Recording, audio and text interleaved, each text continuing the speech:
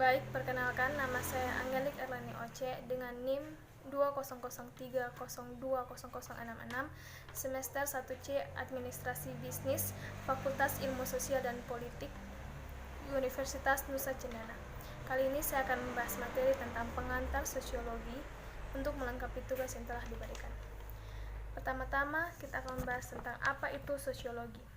Sosiologi adalah ilmu yang mempelajari hubungan dan pengaruh timbal balik antar gejala sosial dengan gejala non-sosial.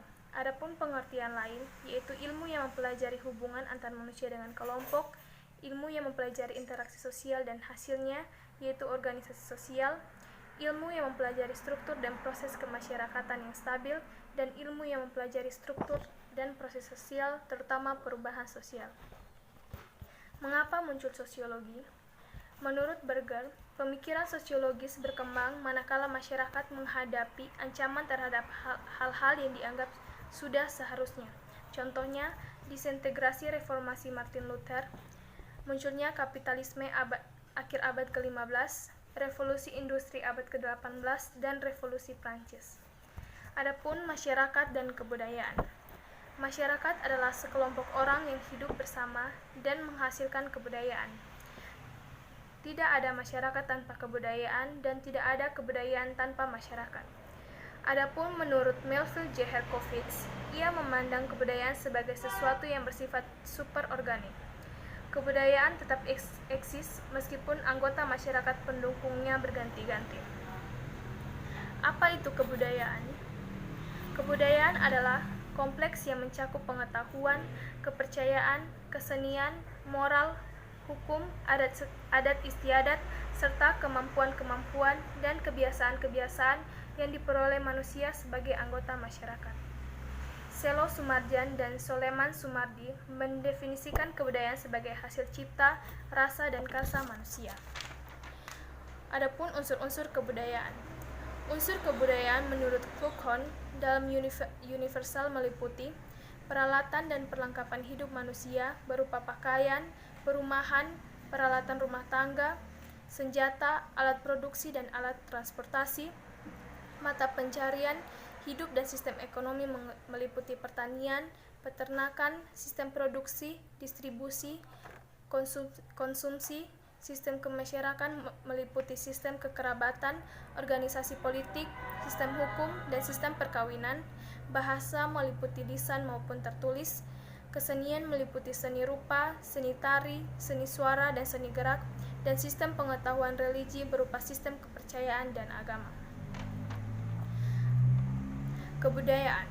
Terkait dengan hubungan antar manusia, kebudayaan merupakan design for living menurut Ralph Ellington atau blueprint for behavior yang menetapkan aturan mengenai apa yang harus, seharusnya, selayaknya dilakukan atau tidak dilakukan.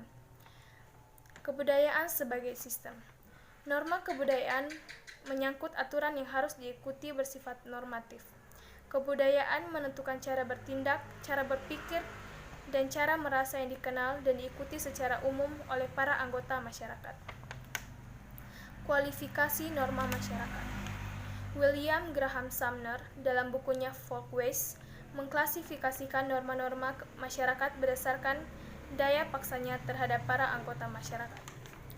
Kebiasaan atau folkways adalah cara yang lazim dan wajar serta dilakukan berulang-ulang dalam melakukan sesuatu oleh sekelompok orang. Contohnya, berjabat tangan dan cara makan. Sedangkan tata kelakuan atau mores adalah gagasan yang kuat tentang salah dan benar yang menuntut tindakan tertentu dan melarang yang lain. Contohnya, tabu orang Banyumas tidak boleh berpergian pada hari Sabtu. Adapun lembaga sosial atau social institution adalah sistem hubungan sosial yang terorganisasi yang mewujudkan nilai-nilai dan tata cara umum tertentu untuk memenuhi kebutuhan dasar masyarakat.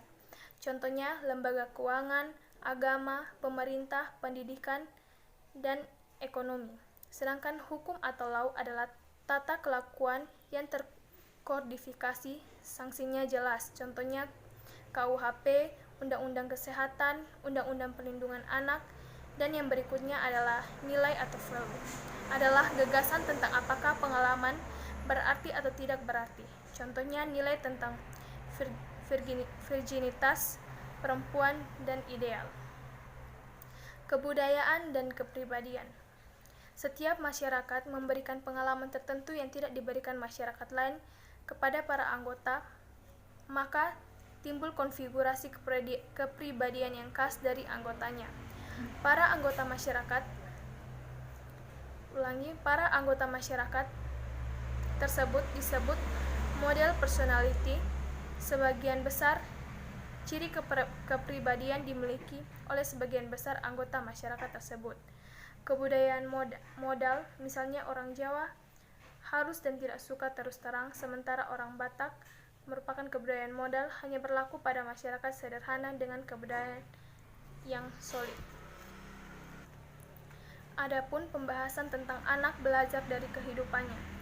Jika anak dibesarkan dengan celaan, dia belajar memaki. Jika anak dibesarkan dengan permusuhan, dia belajar berkelahi. Jika anak dibesarkan dengan cemoohan, dia belajar rendah diri. Jika anak dibesarkan dengan penghinaan, dia belajar menyesali diri. Jika anak dibesarkan dengan toleransi, dia belajar menahan diri. Jika anak dibesarkan dengan dorongan, dia belajar percaya diri. Jika anak dibesarkan dengan pujian, dia belajar menghargai.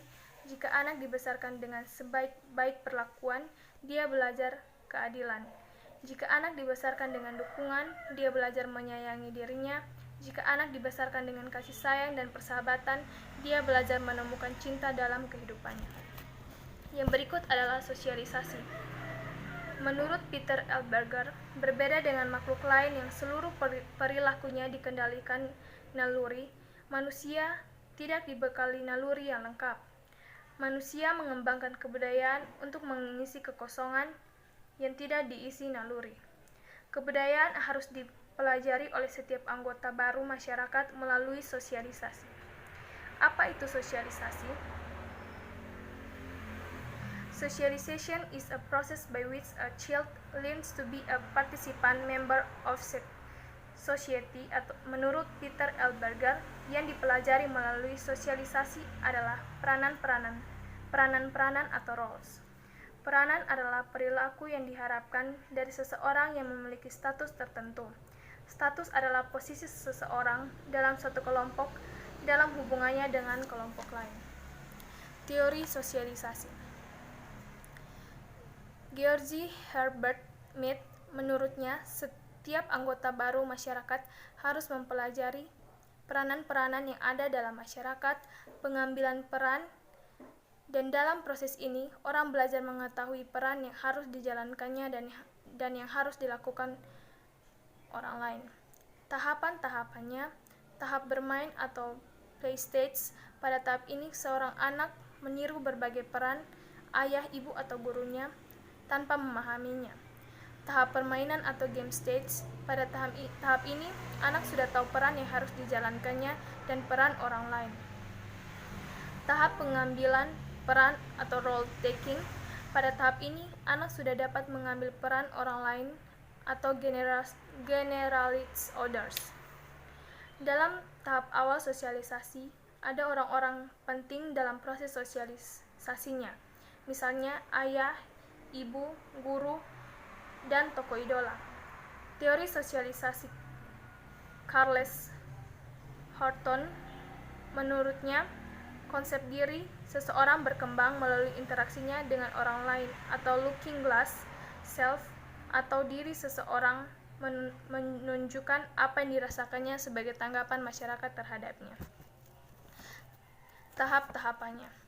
Persepsi kita tentang bagaimana kita dipandang orang lain, persepsi kita tentang penilaian mereka mengenai bagaimana kita dipandang orang lain, dan perasaan kita tentang penilaian-penilaian tersebut. Adapun agen-agen sosialisasi. Fuller dan Jacobs mengidentifikasi agen-agen sosialisasi utama, yaitu keluarga, yang merupakan agen sosialisasi pertama dan utama atau tahap bermain. Taman bermain atau peer group adalah agen sosialisasi pada tahap permainan. Sekolah media massa adalah saat ini merupakan terutama yang paling menonjol adalah televisi sebagai the first good atau the first evil. Adapun macam-macam sosialisasi. Berger dan Lackman memilahnya menjadi: yang pertama, sosialisasi primer merupakan sosialisasi pertama yang dijalani individu semasa kecil di mana dia menjadi anggota masyarakat. Adapun sosialisasi sekunder merupakan proses berikutnya yang memperkenalkan individu yang telah disosialisasi ke dalam sektor baru dari dunia objektif ke masyarakatan. Pola-pola sosialisasi. Jaeger memilahnya menjadi repressive socialization atau menekankan penggunaan hukumnya terhadap kesalahan. Cirinya penekanan pada hukuman dan imbalan menurut keputusan anak, komunikasi satu arah, nonverbal dan berisi perintah, tekanannya pada keinginan orang tua, keluarga sebagai significant other. Participatory socialization adalah penekanan pada interaksi, komunikasi lisan, anak menjadi pusat sosialisasi, kebutuhan anak penting, dan keluarga sebagai generalist order. Interaksi sosial. Interaksi sosial merupakan hubungan sosial yang dinamis, menyangkut hubungan antar individu, antar kelompok, atau antar individu dengan kelompok. Interaksi sosial didasari oleh berbagai faktor, meliputi imitasi atau penipuan, sugesti atau pandangan individu yang diterima orang lain, simpati atau ketertarikan seseorang pada pihak lain. Syarat interaksi sosial, yaitu surat interaksi sosial hanya mungkin terjadi apabila memenuhi dua syarat, yaitu ada kontak sosial atau social contact, dan ada komunikasi atau communication. Bentuk interaksi sosial. Yang pertama, Gilin memilahnya menjadi proses asosiatif yang terbagi menjadi akomodasi, asimilasi, dan akulturasi. Proses disosiatif meliputi persaingan dan pertikaian atau konflik. Yang kedua, Kimball yang membedakannya menjadi oposisi, yaitu mencakup persaingan atau competition, dan pertikaian atau konflik, kerjasama yang menghasilkan akomodasi, diferensiasi yang menghasilkan sistem pelapisan sosial.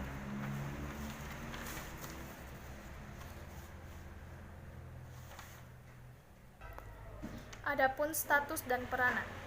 Salah satu perhatian para ahli sosiologi adalah struktur sosial atau sosial struktur.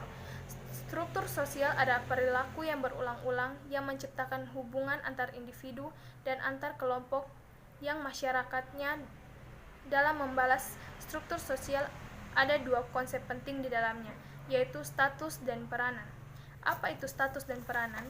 Status adalah posisi seseorang dalam satu kelompok atau posisi suatu kelompok dalam hubungannya dengan kelompok lain. Menurut Raplinton, status